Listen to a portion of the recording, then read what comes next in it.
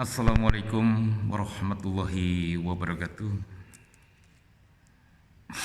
Alhamdulillah, alhamdulillah, wa syukur lillah, wala qala wala quwata illa billah. Allahu akbar, Allahu akbar, Allahu akbar, walillahil hamd. Yang saya hormati para pemimpin bangsa Indonesia, yang saya hormati para alim ulama, yang saya hormati para tokoh-tokoh agama, yang saya hormati para pemimpin partai politik dan organisasi kemasyarakatan lainnya yang ada di Indonesia, para profesor, para cendekiawan, dan tentunya para mahasiswa baik yang saat ini menempuh pendidikan di S1, S2, dan S3. Pagi hari ini setelah sholat duha di masjid di lingkungan makam kuno di Kota Madiun, di lereng Gunung Lawu sebelah timur agak ke utara.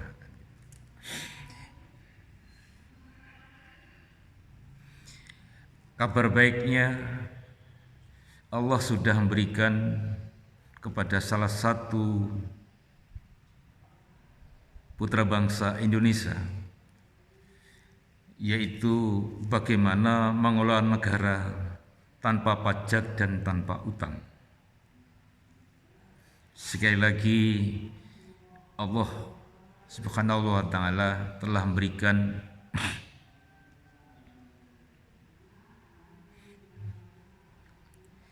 hidayah kepada salah satu putra Indonesia bagaimana mengelola negara ini tanpa pajak dan tanpa hutang, yaitu dari harta Allah. Allah memberikan manusia sumber daya alam, modal pertama. Modal kedua, hewan, ikan, dan tumbuh-tumbuhan. Modal ketiga, kitab Allah. Modal keempat, Nabi Allah. Modal kelima tentunya manusia itu sendiri merupakan sumber daya yang nilainya sebenarnya juga tak terhingga. Organisasi suatu negara manapun,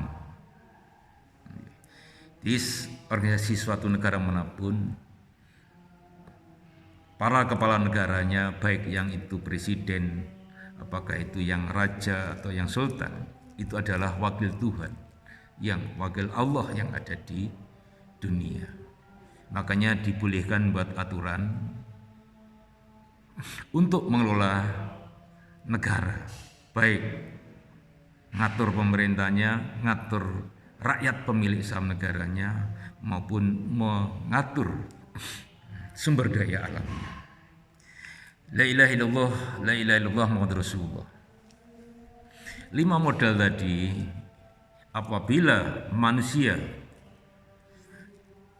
kerso berpikir dan tidak ingin menjadi atau menipu satu sama lain, rezeki Allah yang berupa sumber daya alam tadi itu apabila dilakukan penilaian, diappraisal, maka bisa dipakai untuk hidup manusia itu mungkin bisa sampai 3.000, di atas 3.000 tahun yang akan datang. Penduduk dunia itu ada 8,1 miliar, data di Google. Alam semesta dunia yang diberikan oleh manusia dari Allah, ya, tentunya tidak milik manusia saja, juga milik makhluk Allah yang lain, hewan, tumbuhan, termasuk jin, ya kan itu. Dan yang ditugasi nata itu kan, dikasih kan malaikat Allah kan itu. apabila dinilai di atas 1 triliun. Jadi apabila alam semesta ini dinilai dibagi penduduk dunia, mungkin PBB yang buat kan gitu, maka setiap orang sebenarnya asetnya di atas 1 triliun. 1 triliun ini kalau setiap orang bisa dipakai hidup untuk di atas 3.000 tahun. Karena aset ini kalau dipakai akan berkembang terus setiap saat nilainya. Contohnya tanah 1 meter persegi, mungkin hari ini harganya 100.000. Mungkin 10 tahun yang datang 1 meter persegi tanah tadi harganya bisa 200.000. Itulah nikmat Allah yang diberikan kepada manusia. Makanya jangan patuh, jangan perang. Kalau sampean atau kita patuh atau perang, pasti itu akan tidak dirahmati Allah. Betul, pemilihan presiden. Kalam ilahinya pemilihan pemimpin itu musyawarah mufakat, dicontohkan kepada para sahabat Nabi. Musyawarah mufakat dicontohkan pula oleh para pendiri negara kita. Musyawarah mufakat yang dituangkan dalam sila-sila Pancasila, ketuhanan yang Maha Esa.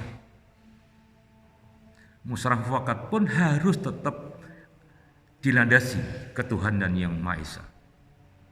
Tidak boleh kita musyawarah mufakat untuk kejahatan. Musyawarah mufakat itu silakan dipakai dengan sila-sila Pancasila untuk mengelola Indonesia. Bapak Presiden, Bapak Ketua MPR, Ibu Ketua DPR, Ketua MK, dan semua cendekiawan, marilah kita bergandengan tangan. Mumpung suasananya masih di bulan Syawal, Idul Fitri, kembali ke Fitri. Mari Indonesia ini kita kelola sesuai dasar negara kita, Pancasila. Karena Pancasila itu merupakan hasil pemikiran, renungan para orang-orang yang bijak yang mendirikan negara Kesatuan Republik Indonesia ini. Jadi kalau ada presiden majeki rakyatnya, pasti dia jahat. Bu Sri Mulyani jangan mengelola negara dengan pajak. Allah saja tidak majeki. Sudah memberi semuanya, Allah memberikan kepada manusia. Tinggal menatanya, mengaturnya. Kalau Allah sudah mengatur, maka tinggal tindak lanjutnya. Jangan mengatur ulang. Yang nabrak kalam ilahi, pasti jenengan ikut iblis atau setan. Koyoke bener tapi mboten leres. Ketoke leres tapi mboten bener. Jadi pikiran kita, tindakan kita, aturan yang kita buat harus selaras dengan kalam ilahi. Minimal selaras dengan sila-sila Pancasila yang merupakan rumusan yang dibuat oleh para pendiri negara kita. Jadi Ketua MK, tolong hasil pemilu dibatalkan saja.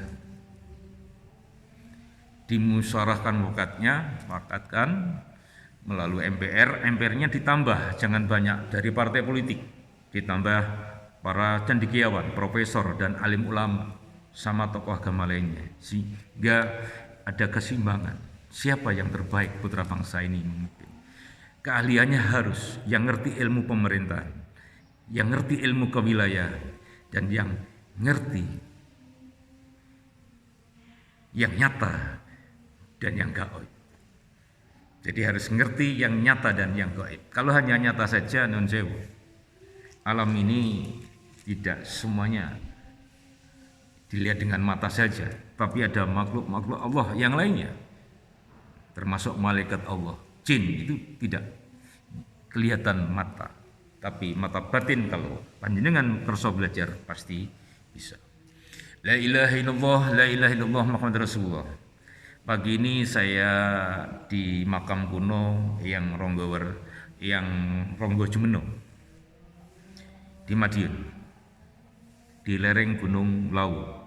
dan juga di lerengnya Gunung Wilis. Insya Allah, kalau kita mengatur negara dalam kehidupan bernegara, bermasyarakat, dan berbangsa, melandaskan dengan kalam ilahi, Al-Quran, dan hadis, insya Allah negara kita akan damai, akan adil makmur. Tidak ada orang miskin. Karena apa? Rakyat pemilik saham negara betul-betul bisa menikmati rezeki dari Allah. Rakyat juga ikut menyelenggarakan negara, juga mendapat pekerjaan sesuai dengan keahliannya masing-masing. Isone ngaji, isone dagang, isone diantrasi, isone di servis, isone ndongotok. Semua adalah karena Allah. Karena tidak ada gerakan yang sia-sia. Gerakan kita ini selalu karena digerakkan oleh energi Allah. Tuhan yang Maha Esa, Tuhan yang Maha Kuasa, Tuhan yang menciptakan kita semua. La ilaha illallah, la ilaha illallah Muhammadur Rasulullah. Kalau 1 meter persegi tanah kita, laut kita dihargai 100.000, tentunya sangat murah sekali. Bisa juga dihargai 1 juta ke bawah, 1 meter persegi ke bawah bisa sampai ratusan kilo ke atas juga itu. Nilainya seandainya 1 juta juga tidak terlalu mahal.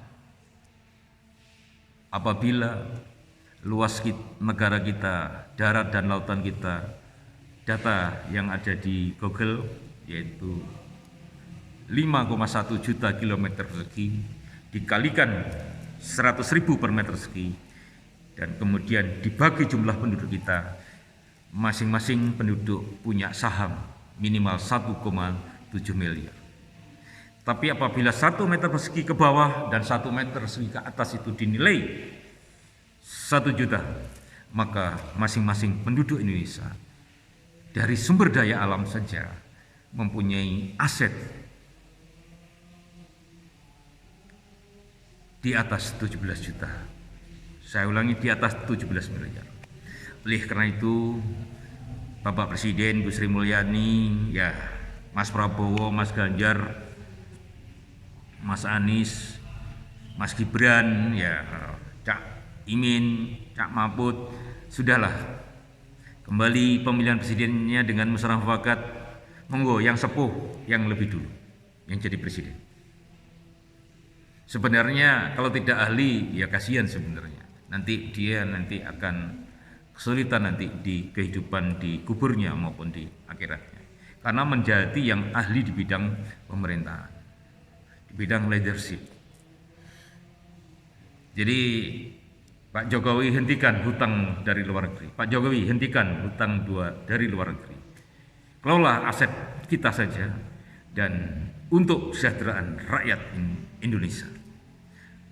Bu Sri Mulyani, jangan pakai APBN, pakailah hasil kekayaan Indonesia ini diaprisel jadi kas negara. Kas negara ini silakan dipakai untuk kehidupan berbangsa, bernegara, dan bermasyarakat. Kalau ada barang, ada uang. Mbah-mbah kita dulu sudah bilang, ulo sobo kuto, macan sobo dalan, duit hilang sobo alam dunia. Pulau Sobokuto adalah kereta api, saat ini sudah ada, masuk kota. Kemudian macan sebedalan, mobil, truk, bis dan sebagainya di jalan-jalan, kadang-kadang nabrak manusia, namanya macan. Terus uang hilang dari dunia karena pada dasarnya uang itu hanya alat bantu transaksi saja. Jadi uangnya sekarang sudah mulai e-money, ya, uang digital kan itu. Jadi kita tidak perlu nyetak uang lagi, bubarkan aja BI, kita banknya hanya satu, Bank Rakyat Indonesia. Semua hutang rakyat adalah kegagalan kepala negara. Makanya semua hutang rakyat adalah kegagalan kepala negara. Karena negara anggotanya adalah semua penduduk Indonesia. Oleh karena itu, mari kita maafkan satu sama lain. Kita mulai dari awal di bulan Syawal ini, Sehingga kita bismillahirrahmanirrahim, semua bekerja negara. Tinggal kita tentukan setiap orang pendapatannya per dirinya berapa. 1 juta, 2 juta, 3 juta, 4 juta, 5 juta, insya Allah bisa. Yang punya prestasi lebih silahkan ditambahi bisarohnya atau hadiahnya. Jadi lola negara, memimpin negara itu tidak usah dari istana, ikutilah Kanjeng Nabi. Dari masjid, dari rumah, dari masjid, dari rumah, dari masjid, rumah. IKN saya sarankan dibatalkan saja, tapi tetap dibangun, dipakai untuk destinasi wisata serta untuk tempat riset. Saya kira itu akan lebih branded dan Indonesia pasti akan menjadi pusat peradaban dunia karena akan memakai manajemen pemerintahan ilahi yang pertama, dan insya Allah kita bisa bantu bangsa-bangsa lain untuk hidup damai berdasarkan kemerdekaan dan tentunya bersama berbangsa bernegara dengan mengikuti kalam Allah ilahi. Kitabnya sudah ada, nabinya sudah ada, bondonya sudah disiapkan sebenarnya, manusianya sudah dikasih pikiran. Mari kita tetap gaungkan makmur bareng, guyup bareng, tiada dusta di antara kita. Indonesia menjadi pusat peradaban dunia karena urusan pangan, sandang, papan, termasuk ibadah haji, umroh adalah gratis. Gratis karena apa? Karena rezeki dari Allah, harta karun dari Allah. Kalau ada yang bilang harta karunnya yang Soekarno dan sebagainya itu terlalu kecil.